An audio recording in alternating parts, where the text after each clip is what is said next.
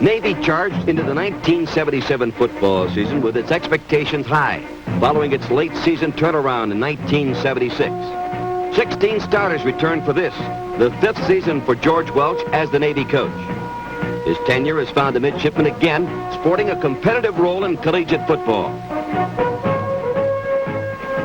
Navy's first foe in 1977 was the pesky Citadel Bulldogs, who led 2-0 at halftime. In the third period, Navy's veteran quarterback Bob Leshinsky hit senior tight end Richard Seelan for a 28-yard touchdown. Navy added a second touchdown early in the fourth quarter, and then senior running back Joe Gattuso finalized the mid-scoring with this 11-yard pitch out. Navy had prevailed 21-2.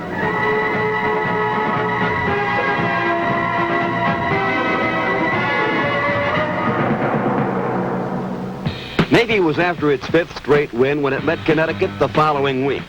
This early touchdown pass to split end Phil McConkey was called back, but the Midshipmen still raced to a 17-0 lead when halftime arrived. Part of that advantage came when Leshinsky teamed with speedy freshman tailback Steve Callahan, who dodged, twisted, and juked his way 48 yards for a touchdown.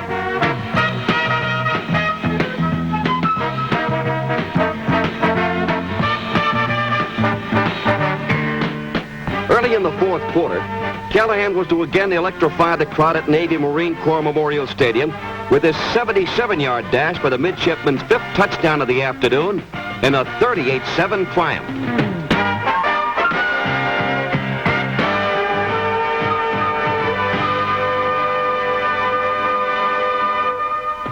Now, Navy was to test number 1 ranked Michigan and its renowned coach Bo Schembechler. The Wolverines were to post a 14-0 halftime lead by virtue of a pair of touchdown runs by Harlan Huckleby. But the second half belonged to the feisty Midshipmen from Annapolis, who came into this game 20-point underdogs. The Navy defense, Galpin, Stevens, Myers, Redvick, combined to hold Michigan to a minus 11 yards in the third quarter.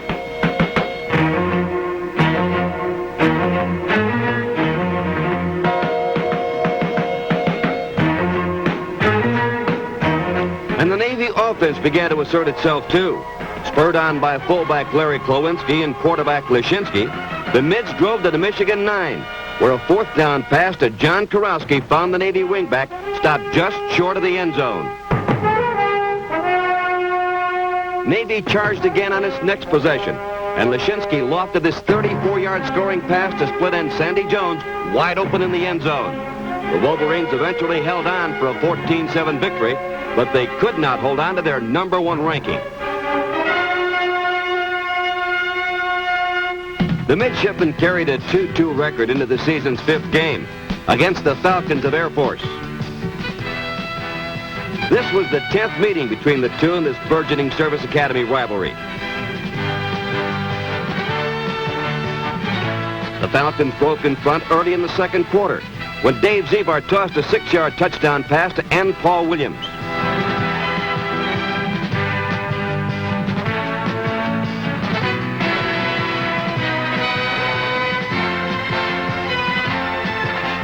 Navy struck back immediately, marching 88 yards with a powerful Klowinski bursting 5 yards up the middle to tie the score at 7-7.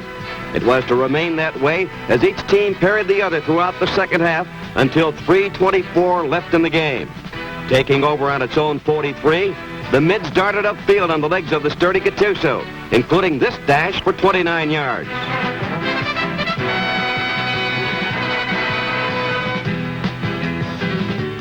Finally, it was 4th and 4 from the Falcon 8. The anxiety was mounting as Welch called on his place kicker, Bob Tata. The diminutive junior responded with a 25-yard kick that split the uprights. Tata was the lead Navy in scoring in 1977 and already has scored more points than any kicker in Academy football history. Navy had eked out a 10-7 victory.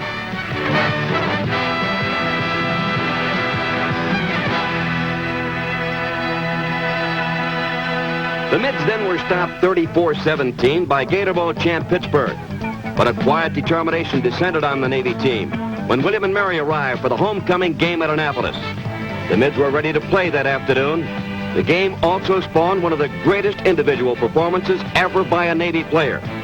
Joe Gattuso, a team co-captain and son of another former Navy playing great, Joe Gattuso Sr., rushed for 250 yards on 29 carries, threw a pass for a touchdown, and had a total output for the day of 329 yards.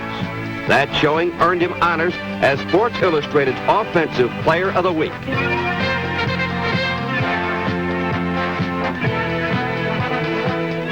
Altogether, the Midshipmen offense spewed out 546 yards that afternoon.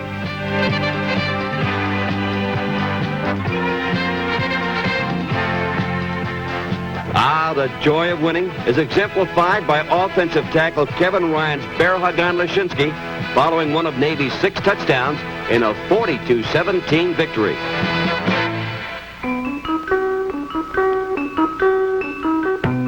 For its final home game of 1977 against Georgia Tech, the Midshipmen were to have Naval Academy alumnus President Jimmy Carter and his wife Rosalind as their guests.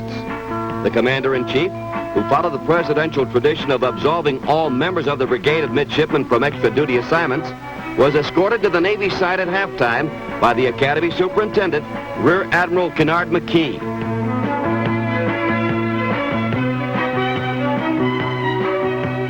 President Carter was to view a stirring game that afternoon between the Mids and Tech, the school he attended before coming to the Naval Academy as a student. With runs like these by the ever-dependable Gattuso, Navy was to parlay a 22-yard field goal and 2 short touchdown jaunts, one here by John Kurowski, into a 17-13 halftime advantage.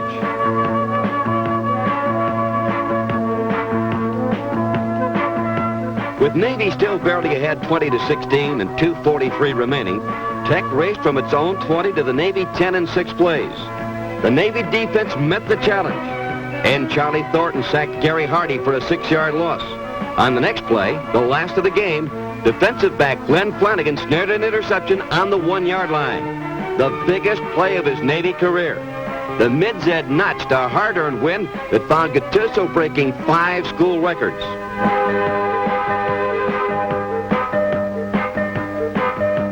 Even the president left satisfied.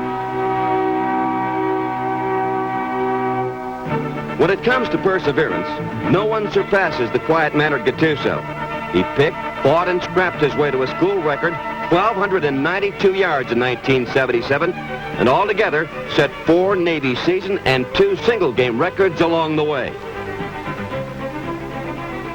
Another catalyst of the Navy offense in 77 was Leshinsky, a junior whose passing arm provided the Mids with a constant threat. He was to throw for 1,509 yards during the year, the second greatest single-season total ever by a Navy quarterback. This clutch performer already ranks 5th in career passing at the Academy.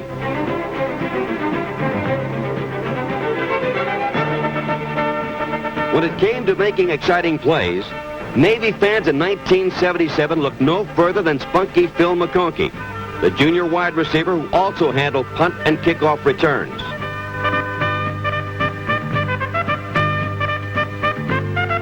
Plays like this dazzling 67-yarder against Syracuse enabled the 5'10 speedster to finish 3rd in the country in punt returns. He already owns 3 Navy career marks on kick returns.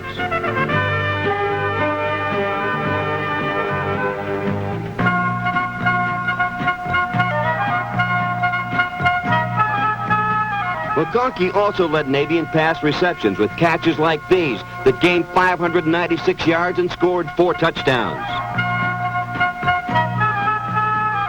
He'll be one of Navy's co-captains in 1978.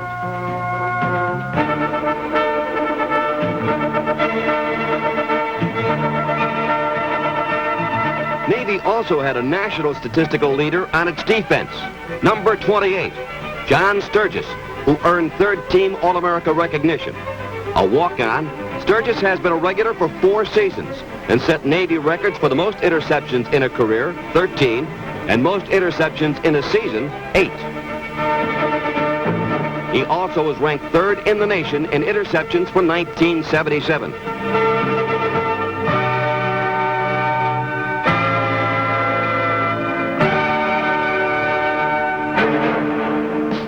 Football seasons at the Naval Academy are divided into two distinct portions.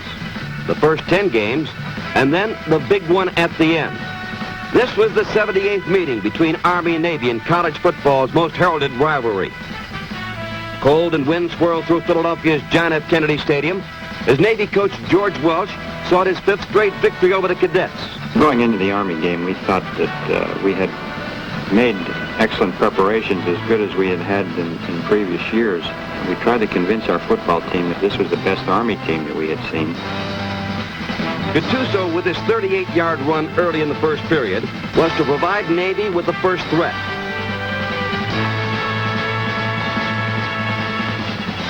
But it was the cadets behind quarterback Lehman Hall and running back Jim American who were to turn 2 pass interceptions into a 10-0 Army lead.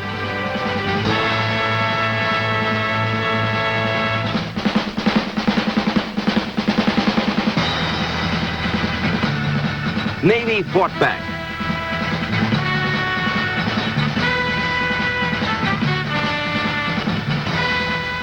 We had a tough time getting on track offensively.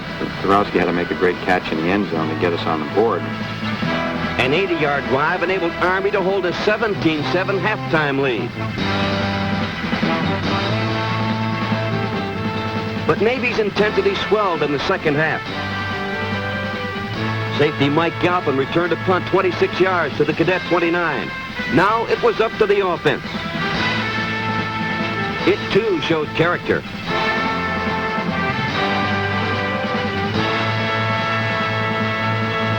John Kurowski on a wingback pitch streaked around right end for 18 yards to the 4. 3 plays later, Gattuso shot into the end zone and Navy trailed 17-14.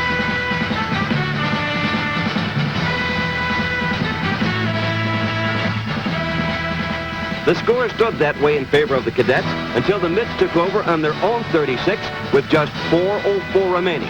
Their last chance. When we finally got the ball with a few minutes to go at the end of the game, why we decided we had to do everything we possibly could to at that stage. So we went for made a couple of key 4th down plays which kept our drives going. I felt pretty good at that stage. We were playing with some emotion at that point, and we had momentum. When we got that first down on their 17, why it looked to me like we had enough going for us that we could put it in the end zone and win the game at the end.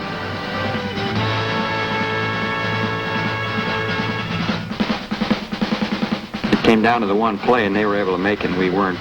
On 4th down and 2 on their 9, where we decided to go with a running pass option, which put a lot of burden on Joe Gattuso, but we felt like he was certainly one of our best football players, and we wanted to go with him at the end.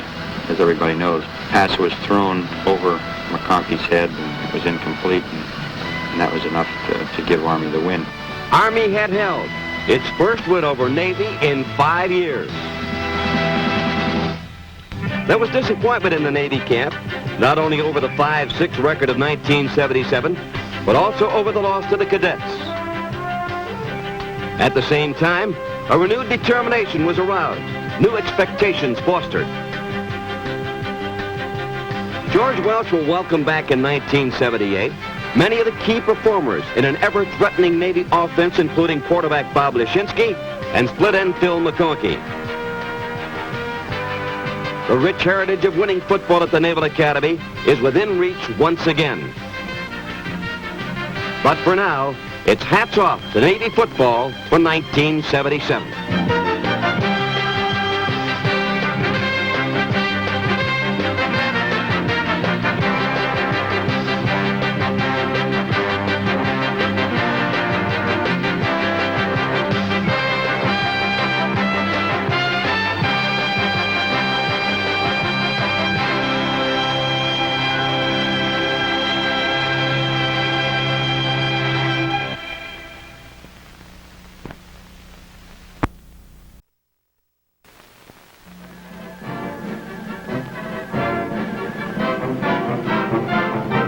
The Association of Yale Alumni presents